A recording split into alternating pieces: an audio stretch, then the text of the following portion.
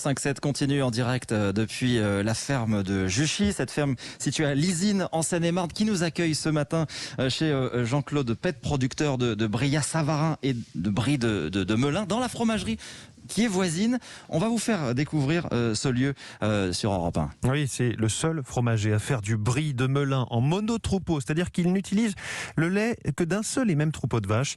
C'est ici donc un circuit ultra court, de la fourche à la fourchette, comme on dit, puisque ces vaches se trouvent dans la ferme mitoyenne.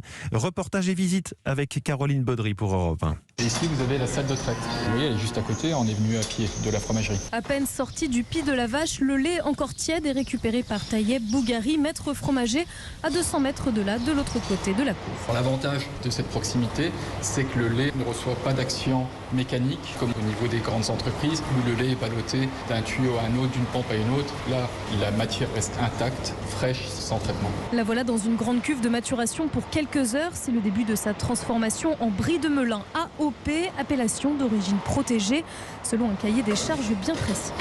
On ne peut utiliser que ce type de louche. Et on va déverser donc le contenu de la louche dans le moule. Et c'est parti pour 2 semaines de séchage, au moins 5 d'affinage.